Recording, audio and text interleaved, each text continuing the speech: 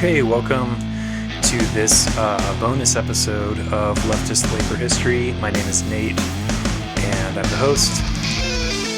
And what I wanted to talk about today, so this is coming up, so I just finished, the last episode I recorded was the New Deal episode. I wanted to highlight something that I haven't done a great job of covering, and just to point this out and to make you aware of it. But I wanted to start with a meme that I saw on Twitter, and it's very niche, and it had like probably 25 likes. But the meme is, the format is, there's a couple kids in a pool and a woman who is, appears to be teaching a child to swim, and she's kind of like, there's a smiling child and the woman's holding her hands. And then there's a child who is in distress in the foreground, right? And the woman in this meme is labor historians. The smiling child is dockers, car workers, and miners. And the child that's in distress is hospital workers and carrying labor.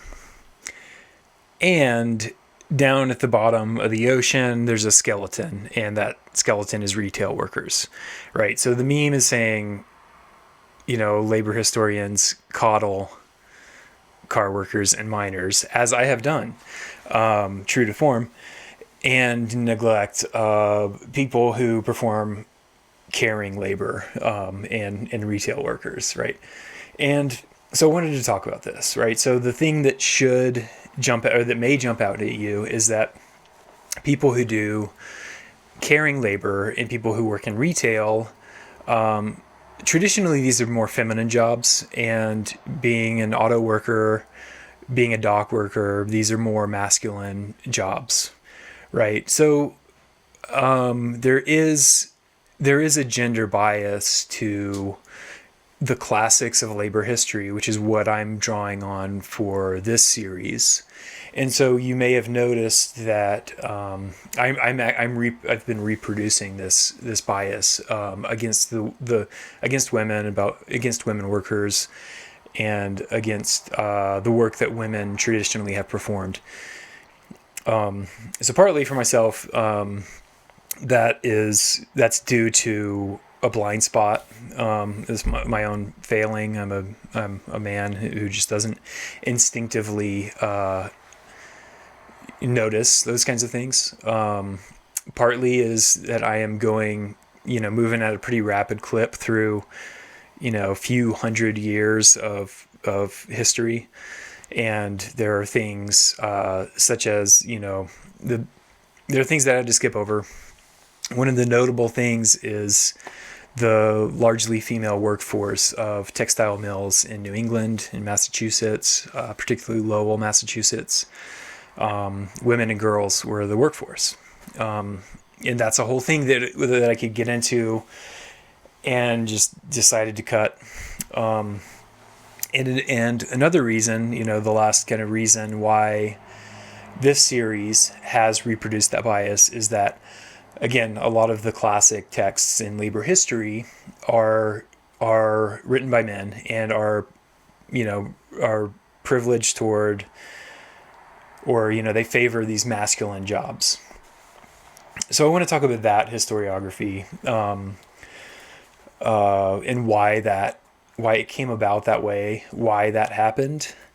So a lot of these classic labor texts were written by historians in the 60s and 70s, and they were part of the New Left, and it was a pretty explicitly political project. A lot of these guys were Marxists, or kind of New Deal Democrats. A lot of them were men, white or Jewish men, and they were very much interested in this kind of heyday of labor as they saw it.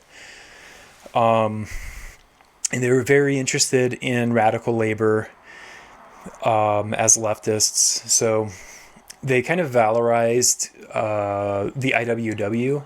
So if you look at this, if you look through, a lot of these classic labor texts, they were writing a lot about like the Knights of Labor and the IWW, when in fact, like, the American Federation of Labor, which was a more conservative had a more conservative labor philosophy. I mean, vastly outnumbered like the Wobblies. But these guys were, there was this kind of bias towards radical action. And along with that is they were very focused on the site of, wage labor, where, factory labor, hard labor, manual labor, because that's where a lot of people organized. Is you got a lot of unions. I mean, there were definitely unions of women, led by women, or composed of women and led by men, like the garment workers. But these guys were interested in the radicals who were going to go out and bust heads. So you do get a focus on miners. You get a focus on dock workers. Dock workers, for whatever reason, there's this radical tradition. These labor historians, who were largely men, tended to gravitate towards this more militant, radical labor, which was done by men in traditionally masculine industries. I mean, there's also the fact that, in Euro-American society, in white society, labor, the labor that is considered productive by society at large, which is to say, wage labor or kind of artisan labor. This is the kind of labor that has excluded women for the most part. And so if your idea of labor is something where you work for wages, then already you're defining labor around the population of which is largely men. Now, this is not to say that, and again, I mean, and then, you have a sexist bias creep in where you're ignoring the women who are doing wage labor, farm labor. There's a racial component to this as well. So white women traditionally do domestic labor in the home, while, black women, Latin American women, immigrant women have been working, throughout history. So work is gendered, work is racialized, work is at the intersection of class and race and gender and all these different things. So another thing that feeds into this sort of selectivity, where labor historians are focused disproportionately on men. One other thing to understand is that what we call social history, what historians call social history, which is history written from the perspective of, the average person, right? This is history written from the perspective of social movements and people who were, at the kind of like a grassroots level. So traditionally, history is written from the perspective of leaders. And, history is about legal documents and treaties and war and these things that are kind of happening. They're being directed by people, or seemingly directed by people, at this top level. And of course, that's not how history unfolds, as we now know. But before about the 60s and 70s, before, social historians came up with a methodology, there wasn't really, the emphasis on history was more about like, historians were trying to be very scientific about their discipline. And, the roots of kind of modern history go back to,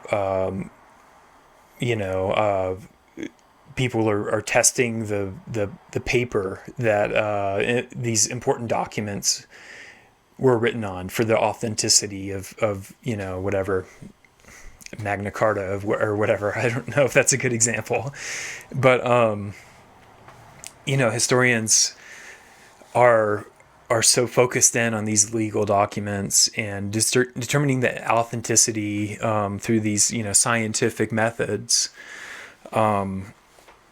And so if your approach if your approach to history is coming from that lens, then an oral history has basically no verifiable authenticity, right?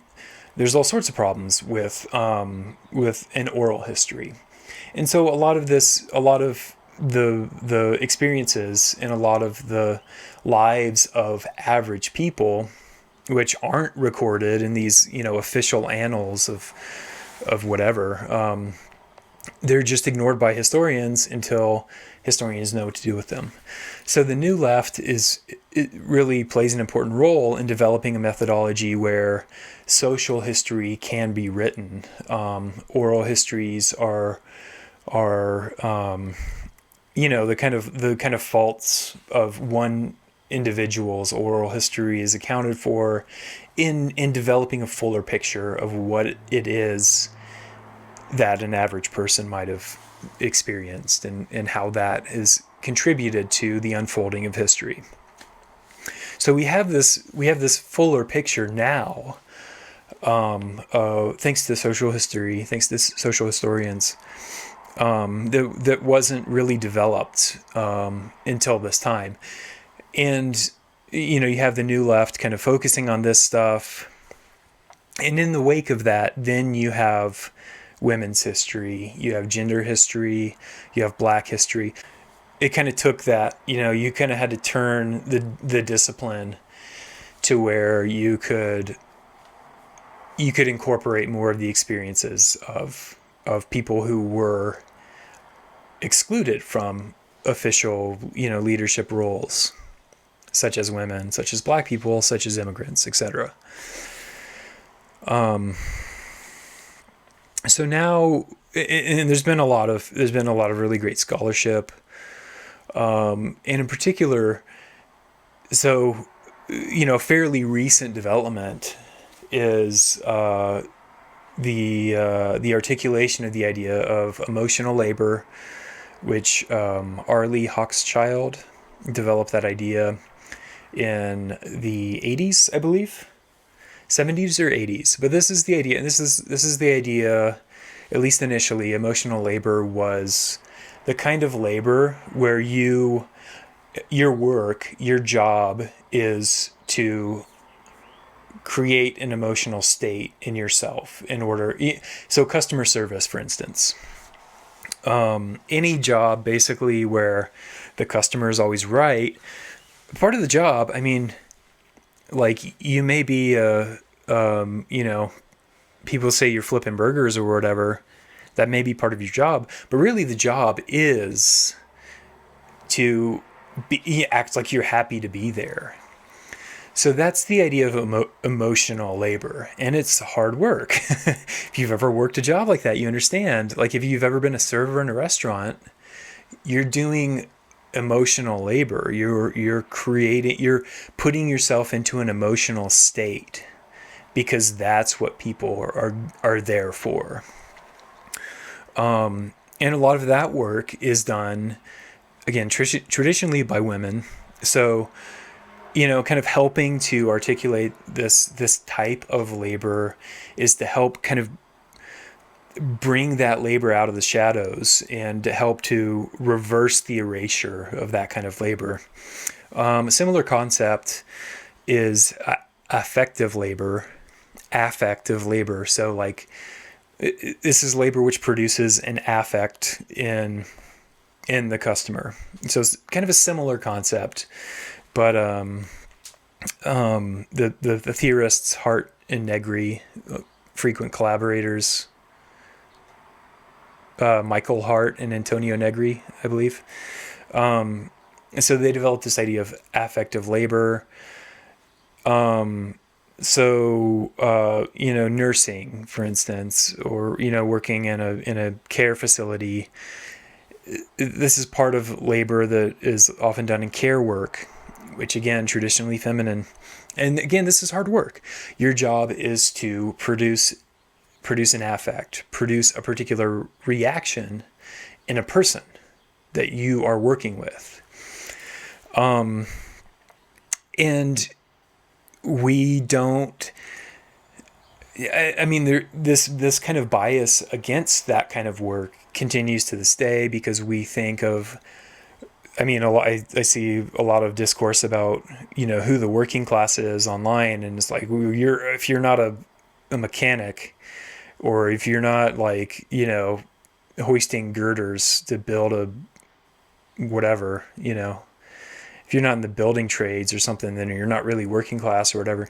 It's like, yeah, that's a different kind of work for sure. Like manual labor is hard. It's definitely hard. I don't want to do it. But again, this emotional labor, affective labor, this is also hard work. Care work is hard work. And, it's not explicitly something that's gendered, but the context, the historical and cultural context of this type of labor is, we're reproducing a bias against traditionally feminine labor when we discount that kind of care work. And that goes for wage labor, for one. So, for instance, nursing, as an example, or, retail, customer service, or whatever. But also the labor, domestic labor, unpaid domestic labor that happens in the home, which is traditionally feminine. This is vital work, right? Raising children, maintaining the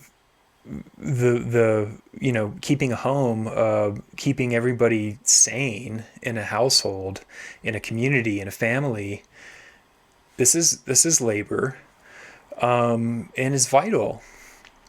Another thing, and this is something that, when we talk about this traditional masculine militant, labor history, something that often gets written out of the story is how vital community is to labor organizing. You cannot have a strike without a community. And that community can be, strictly just your union local, but more often you're getting support from the community. And the work of maintaining community often falls on women, and it's thankless, and that work is erased. If you have workers on strike, they don't get paid. Okay, so you have strike funds. So unions have strike funds to deal with that and to help mitigate that. You're not drawing your full paycheck out of the strike funds, but the idea is hopefully you can pay your bills. And beyond that, strike funds run out quickly. If you want to be able to hold out, you're going to do a lot better if you have the support of your community. If you're going to be able to get, sack lunches brought to you. Well, who's doing that work? Well, it's wives and sisters and aunts and nieces who are doing that work, for the most part.